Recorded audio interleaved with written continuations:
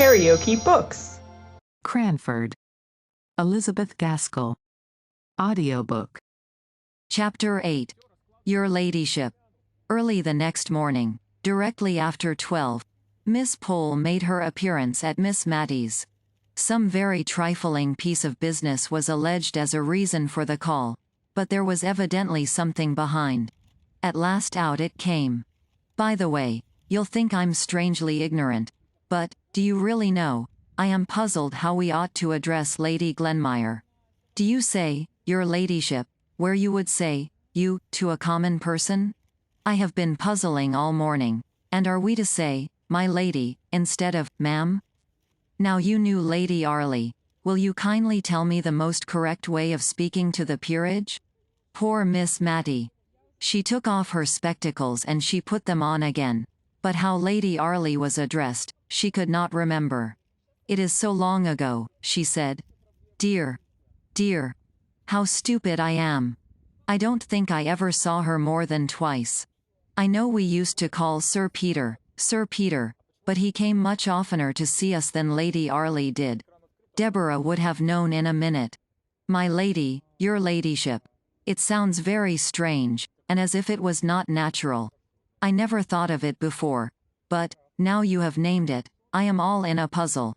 It was very certain Miss Pole would obtain no wise decision from Miss Mattie, who got more bewildered every moment, and more perplexed as to etiquettes of address. Well, I really think, said Miss Pole, I had better just go and tell Mrs. Forrester about our little difficulty. One sometimes grows nervous, and yet one would not have Lady Glenmire think we were quite ignorant of the etiquettes of high life in Cranford. And will you just step in here, dear Miss Pole, as you come back, please, and tell me what you decide upon? Whatever you and Mrs. Forrester fix upon, will be quite right, I'm sure. Lady Arley, Sir Peter, said Miss Mattie to herself, trying to recall the old forms of words. Who is Lady Glenmire? Asked I. Oh, she's the widow of Mr. Jameson. That's Mrs. Jameson's late husband, you know, widow of his eldest brother. Mrs. Jameson was a Miss Walker, daughter of Governor Walker. Your ladyship, my dear, if they fix on that way of speaking, you must just let me practice a little on you first, for I shall feel so foolish and hot saying it the first time to Lady Glenmire. It was really a relief to Miss Mattie when Mrs. Jameson came on a very unpolite errand. I notice that apathetic people have more quiet impertinence than others, and Mrs. Jameson came now to insinuate pretty plainly that she did not particularly wish that the Cranford ladies should call upon her sister-in-law. I can hardly say how she made this clear, for I grew very indignant and warm, while with slow deliberation she was explaining her wishes to Miss Mattie, who, a true lady herself, could hardly understand the feeling which made Mrs. Jameson wish to appear to her noble sister-in-law as if she only visited county families. Miss Mattie remained puzzled and perplexed long after I had found out the object of Mrs. Jameson's visit. When she did understand the drift of the honorable lady's call, it was pretty to see with what quiet dignity she received the intimation thus uncourteously given. She was not in the least hurt, she was of too gentle a spirit for that. Nor was she exactly conscious of disapproving of Mrs. Jameson's conduct. But there was something of this feeling in her mind, I am sure, which made her pass from the subject to others in a less flurried and more composed manner than usual. Mrs. Jameson was, indeed, the more flurried of the two, and I could see she was glad to take her leave. A little while afterwards Miss Pole returned, red and indignant. Well, to be sure. You've had Mrs. Jameson here, I find from Martha, and we are not to call on Lady Glenmire. Yes. I met Mrs. Jameson, halfway between here and Mrs. Forrester's, and she told me. She took me so by surprise, I had nothing to say. I wish I had thought of something very sharp and sarcastic. I dare say I shall tonight. And Lady Glenmire is but the widow of a Scotch baron after all. I went on to look at Mrs. Forrester's peerage, to see who this lady was, that is to be kept under a glass case. Widow of a Scotch peer. Never sat in the House of Lords, and as poor as Job. I dare say.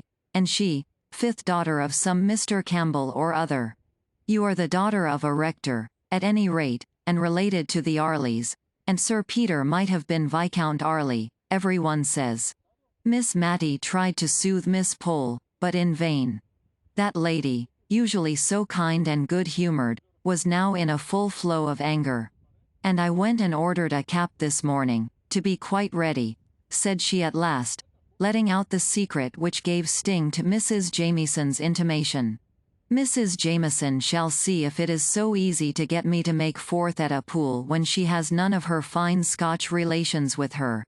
In coming out of church, the first Sunday on which Lady Glenmire appeared in Cranford, we sedulously talked together, and turned our backs on Mrs. Jamieson and her guest. If we might not call on her, we would not even look at her, though we were dying with curiosity to know what she was like. We had the comfort of questioning Martha in the afternoon. Martha did not belong to a sphere of society whose observation could be an implied compliment to Lady Glenmire, and Martha had made good use of her eyes. "Well, ma'am. Is it the little lady with Mrs. Jamieson, you mean? I thought you would like more to know how young Mrs. Smith was dressed, her being a bride." Mrs. Smith was the butcher's wife. Miss Pole said, "Good gracious me." As if we cared about a Mrs. Smith, but was silent as Martha resumed her speech. The little lady in Mrs. Jamieson's pew had on, ma'am, rather an old black silk, and a shepherd's plaid cloak, ma'am, and very bright black eyes she had, ma'am, and a pleasant, sharp face.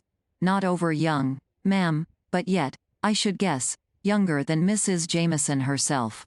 She looked up and down the church, like a bird, and nipped up her petticoats, when she came out, as quick and sharp as ever I see. I'll tell you what, ma'am, she's more like Mrs. Deacon, at the Coach and Horses, nor anyone. Hush, Martha, said Miss Matty, that's not respectful. Isn't it, ma'am? I beg pardon, I'm sure, but Jem Hearn said so as well. He said, she was just such a sharp, stirring sort of a body. Lady, said Miss Pole. Lady, as Mrs. Deacon.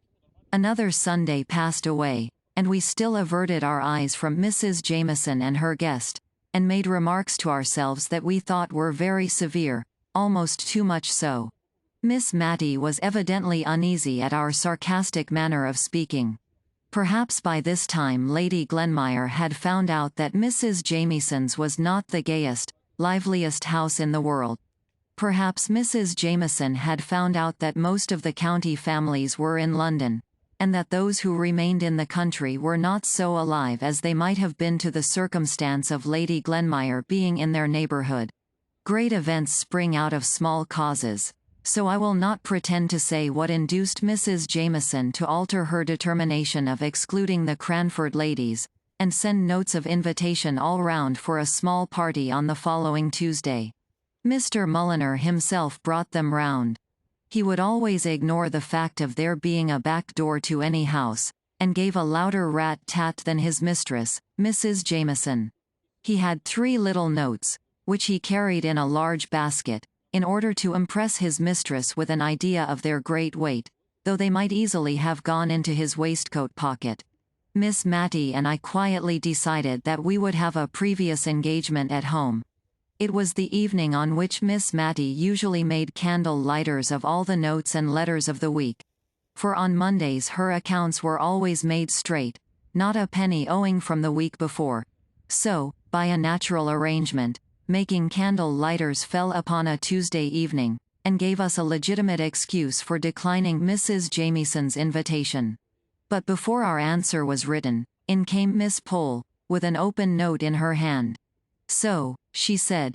"Ah. I see you have got your note, too. Better late than never. I could have told my Lady Glenmire she would be glad enough of our society before a fortnight was over." "Yes," said Miss Matty, "we're asked for Tuesday evening. And perhaps you would just kindly bring your work across and drink tea with us that night. It is my usual regular time for looking over the last week's bills, and notes, and letters, and making candle lighters of them. But that does not seem quite reason enough for saying I have a previous engagement at home. though I meant to make it do. Now, if you would come, my conscience would be quite at ease, and luckily the note is not written yet." I saw Miss Pole's countenance change while Miss Matty was speaking. "Don't you mean to go then?" asked she. "Oh, no," said Miss Matty quietly. "You don't either, I suppose?" "I don't know," replied Miss Pole.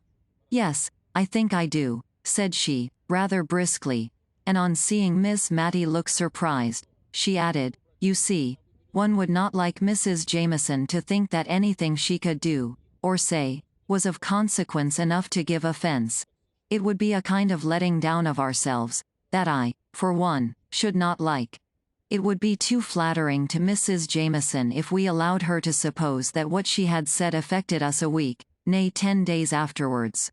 Well, I suppose it is wrong to be hurt and annoyed so long about anything, and, perhaps, after all, she did not mean to vex us. But I must say, I could not have brought myself to say the things Mrs. Jameson did about our not calling. I really don't think I shall go." "Oh, come. Miss Matty, you must go. You know our friend Mrs. Jameson is much more phlegmatic than most people, and does not enter into the little delicacies of feeling which you possess in so remarkable a degree. I thought you possessed them, too, that day Mrs. Jameson called to tell us not to go," said Miss Matty innocently. But Miss Pole, in addition to her delicacies of feeling, possessed a very smart cap, which she was anxious to show to an admiring world, and so she seemed to forget all her angry words uttered not a fortnight before, and to be ready to act on what she called the great Christian principle of forgive and forget, and she lectured dear Miss Matty so long on this head that she absolutely ended by assuring her it was her duty, as a deceased rector's daughter, to buy a new cap and go to the party at Mrs. Jameson's. So, we were most happy to accept, instead of regretting that we were obliged to decline. The expenditure on dress in Cranford was principally in that one article referred to. If the heads were buried in smart new caps, the ladies were like ostriches, and cared not what became of their bodies. Old gowns, white and venerable collars, any number of brooches, up and down and everywhere, some with dogs' eyes painted in them, some that were like small picture frames with mausoleums and weeping willows neatly executed in hair inside. Some, again, with miniatures of ladies and gentlemen sweetly smiling out of a nest of stiff muslin, old brooches for a permanent ornament, and new caps to suit the fashion of the day. The ladies of Cranford always dressed with chaste elegance and propriety, as Miss Barker once prettily expressed it. And with 3 new caps, and a greater array of brooches than had ever been seen together at one time since Cranford was a town, did Mrs. Forrester, and Miss Matty, and Miss Pole appear on that memorable Tuesday evening. I counted 7 brooches myself on Miss Pole's dress. 2 were fixed negligently in her cap. One was a butterfly made of Scotch pebbles, which a vivid imagination might believe to be the real insect. One fastened her net neckerchief. One her collar. One ornamented the front of her gown, midway between her throat and waist, and another adorned the point of her stomacher. Where the 7th was I have forgotten, but it was somewhere about her, I am sure. But I am getting on too fast, in describing the dresses of the company. I should first relate the gathering on the way to Mrs. Jamieson's. That lady lived in a large house just outside the town. A road which had known what it was to be a street ran right before the house, which opened out upon it without any intervening garden or court. Whatever the sun was about, he never shone on the front of that house. To be sure, the living rooms were at the back, looking on to a pleasant garden. The front windows only belonged to kitchens and housekeepers' rooms, and pantries, and in one of them Mr. Mulliner was reported to sit. Indeed, looking askance, we often saw the back of a head covered with hair powder, which also extended itself over his coat collar down to his very waist. And this imposing back was always engaged in reading the St. James's Chronicle, opened wide, which, in some degree, accounted for the length of time the said newspaper was in reaching us, equal subscribers with Mrs. Jameson, though, in right of her honorableness, she always had the reading of it first. This very Tuesday, the delay in forwarding the last number had been particularly aggravating. Just when both Miss Pole and Miss Matty, the former more especially, had been wanting to see it, in order to coach up the court news ready for the evening's interview with aristocracy. Miss Pole told us she had absolutely taken time by the forelock, and been dressed by 5 o'clock, in order to be ready if the St. James's Chronicle should come in at the last moment.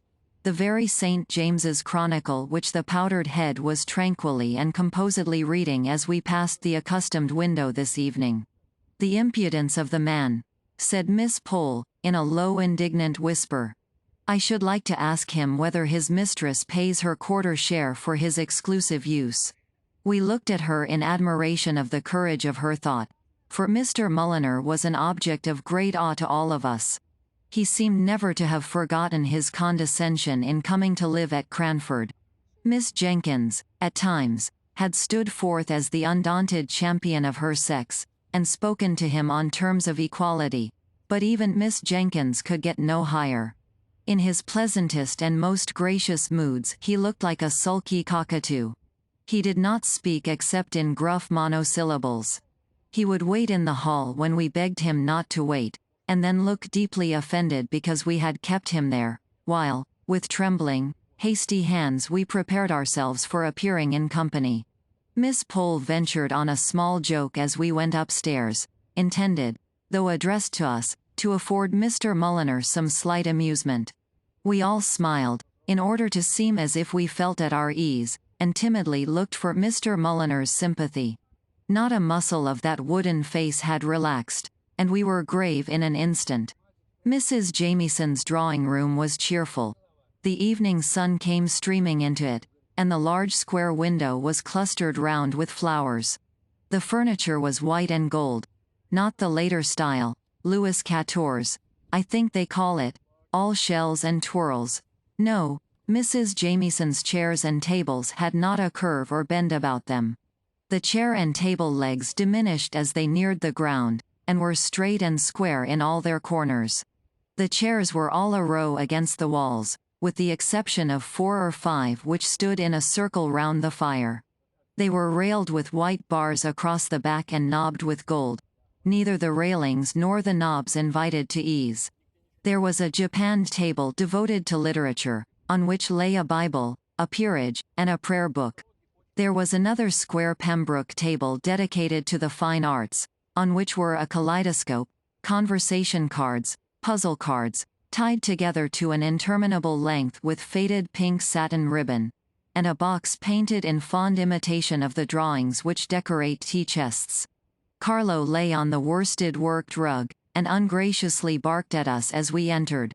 Mrs. Jamieson stood up, giving us each a torpid smile of welcome, and looking helplessly beyond us at Mr. Mulliner, as if she hoped he would place us in chairs, for, if he did not, she never could. I suppose he thought we could find our way to the circle round the fire, which reminded me of Stonehenge, I don't know why. Lady Glenmire came to the rescue of our hostess, and, somehow or other, we found ourselves for the first time placed agreeably, and not formally, in Mrs. Jamieson's house. Lady Glenmire, now we had time to look at her, proved to be a bright little woman of middle age, who had been very pretty in the days of her youth, and who was even yet very pleasant-looking. I saw Miss Pole appraising her dress in the first 5 minutes, and I take her word when she said the next day, "My dear, £10 would have purchased every stitch she had on, lace and all." It was pleasant to suspect that a peeress could be poor, and partly reconciled us to the fact that her husband had never sat in the House of Lords, which, when we first heard of it, seemed a kind of swindling us out of our prospects on false pretenses, a sort of a lord and no lord business.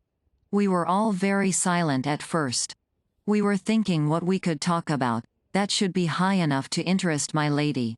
There had been a rise in the price of sugar, which, as preserving time was near, was a piece of intelligence to all our housekeeping hearts, and would have been the natural topic if Lady Glenmire had not been by. But we were not sure if the peerage ate preserves, much less knew how they were made. At last, Miss Pole, who had always a great deal of courage and savoir-faire, spoke to Lady Glenmire, who on her part had seemed just as much puzzled to know how to break the silence as we were. "Has your ladyship been to court lately?" asked she, and then gave a little glance round at us, half timid and half triumphant, as much as to say, "See how judiciously I have chosen a subject befitting the rank of the stranger." "I never was there in my life," said Lady Glenmire, with a broad Scotch accent, but in a very sweet voice. And then, as if she had been too abrupt, she added, "We very seldom went to London. Only twice, in fact, during all my married life. And before I was married my father had far too large a family, fifth daughter of Mr. Campbell was in all our minds, I am sure, to take us often from our home, even to Edinburgh. Ye'll have been in Edinburgh, maybe," said she, suddenly brightening up with the hope of a common interest. "We had none of us been there. But Miss Pole had an uncle who once had passed a night there, which was very pleasant." Mrs. Jameson, meanwhile, was absorbed in wonder why Mr. Mulliner did not bring the tea, and at length the wonder oozed out of her mouth. "I had better ring the bell, my dear, had not I?" said Lady Glenmire briskly. "No, I think not. Mulliner does not like to be hurried. We should have liked our tea, for we dined at an earlier hour than Mrs. Jameson. I suspect Mr. Mulliner had to finish the St. James's Chronicle before he chose to trouble himself about tea. His mistress fidgeted, and kept saying, 'I can't think why Mulliner does not bring tea. I can't think what he can be about.' And Lady Glenmire at last grew quite impatient, but it was a pretty kind of impatience after all. And she rang the bell rather sharply, on receiving a half permission from her sister-in-law to do so. Mr. Mulliner appeared in dignified surprise. "Oh," said Mrs. Jameson, "Lady Glenmire rang the bell. I believe it was for tea." In a few minutes tea was brought. Very delicate was the china, very old the plate, very thin the bread and butter, and very small the lumps of sugar. Sugar was evidently Mrs. Jameson's favorite economy. I question if the little filigree sugar tongs, made something like scissors, could have opened themselves wide enough to take up an honest, vulgar good-sized piece. And when I tried to seize two little minikin pieces at once, so as not to be detected in too many returns to the sugar basin, they absolutely dropped one, with a little sharp clatter, quite in a malicious and unnatural manner. But before this happened we had had a slight disappointment. In the little silver jug was cream, in the larger one was milk.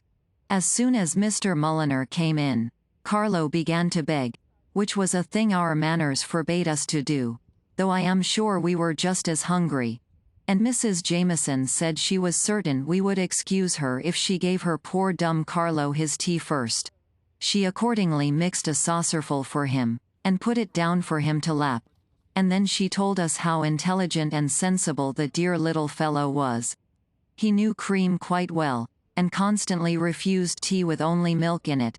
So the milk was left for us, but we silently thought we were quite as intelligent and sensible as Carlo, and felt as if insult were added to injury when we were called upon to admire the gratitude evinced by his wagging his tail for the cream which should have been ours. After tea we thawed down into common life subjects. We were thankful to Lady Glenmire for having proposed some more bread and butter, and this mutual want made us better acquainted with her than we should ever have been with talking about the court, though Miss Pole did say she had hoped to know how the dear Queen was from someone who had seen her. The friendship begun over bread and butter extended on to cards. Lady Glenmire played preference to admiration, and was a complete authority as to ombre and quadrille. Even Miss Pole quite forgot to say, "My lady," and "Your ladyship," and said, "Basto. Ma'am, you have spadille, I believe," just as quietly as if we had never held the great Cranford Parliament on the subject of the proper mode of addressing a peeress. As a proof of how thoroughly we had forgotten that we were in the presence of one who might have sat down to tea with a coronet, instead of a cap, on her head, Mrs. Forrester related a curious little fact to Lady Glenmire. An anecdote known to the circle of her intimate friends, but of which even Mrs. Jameson was not aware. It related to some fine old lace, the sole relic of better days, which Lady Glenmire was admiring on Mrs. Forrester's collar. "Yes," said that lady, "such lace cannot be got now for either love or money. Made by the nuns abroad, they tell me. They say that they can't make it now even there. But perhaps they can, now they've passed the Catholic Emancipation Bill. I should not wonder. But, in the meantime, I treasure up my lace very much. I daren't even trust the washing of it to my maid, the little charity school girl I have named before, but who sounded well as my maid. I always wash it myself. And once it had a narrow escape. Of course, your ladyship knows that such lace must never be starched or ironed. Some people wash it in sugar and water, and some in coffee, to make it the right yellow color. But I myself have a very good receipt for washing it in milk, which stiffens it enough, and gives it a very good creamy color. Well, ma'am, I had tacked it together, and the beauty of this fine lace is that, when it is wet, it goes into a very little space, and put it to soak in milk. When, unfortunately, I left the room, on my return, I found Pussy on the table, looking very like a thief, but gulping very uncomfortably, as if she was half choked with something she wanted to swallow and could not. And, would you believe it? At first I pitied her, and said, "Poor Pussy. Poor Pussy." Till, all at once, I looked and saw the cup of milk empty, cleaned out. "You naughty cat," said I, and I believe I was provoked enough to give her a slap, which did no good, but only helped the lace down, just as one slaps a choking child on the back. I could have cried, I was so vexed, but I determined I would not give the lace up without a struggle for it. I hoped the lace might disagree with her, at any rate, but it would have been too much for Job, if he had seen, as I did, that cat come in, quite placid and purring, not a quarter of an hour after, and almost expecting to be stroked. "No, Pussy," said I, "if you have any conscience you ought not to expect that." And then a thought struck me, and I rang the bell for my maid, and sent her to Mr. Hoggins, with my compliments, and would he be kind enough to lend me one of his top boots for an hour? I did not think there was anything odd in the message, but Jenny said the young men in the surgery laughed as if they would be ill at my wanting a top boot. When it came, Jenny and I put Pussy in, with her 4 feet straight down, so that they were fastened, and could not scratch, and we gave her a teaspoonful of currant jelly in which, your ladyship must excuse me, I had mixed some tartar emetic. I shall never forget how anxious I was for the next half hour. I took Pussy to my own room, and spread a clean towel on the floor. I could have kissed her when she returned the lace to sight, very much as it had gone down. Jenny had boiling water ready, and we soaked it, and spread it on a lavender bush in the sun before I could touch it again, even to put it in milk. But now your ladyship would never guess that it had been in Pussy's inside. We found out, in the course of the evening, that Lady Glenmire was going to pay Mrs. Jameson a long visit, as she had given up her apartments in Edinburgh, and had no ties to take her back there in a hurry. On the whole, we were rather glad to hear this, for she had made a pleasant impression upon us, and it was also very comfortable to find, from things which dropped out in the course of conversation, that, in addition to many other genteel qualities, she was far removed from the vulgarity of wealth. "Don't you find it very unpleasant walking?" asked Mrs. Jameson, as our respective servants were announced. It was a pretty regular question from Mrs. Jameson, who had her own carriage in the coach-house, and always went out in a sedan chair to the very shortest distances. The answers were nearly as much a matter of course. "Oh dear, no. It is so pleasant and still at night. Such a refreshment after the excitement of a party. The stars are so beautiful." This last was from Miss Matty.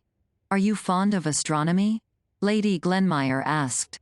"Not very," replied Miss Matty, rather confused at the moment to remember which was astronomy and which was astrology, but the answer was true under either circumstance, for she read, and was slightly alarmed at Francis Moore's astrological predictions. And, as to astronomy, in a private and confidential conversation. She had told me she never could believe that the earth was moving constantly, and that she would not believe it if she could. It made her feel so tired and dizzy whenever she thought about it. In our Pattons we picked our way home with extra care that night. So refined and delicate were our perceptions after drinking tea with my lady.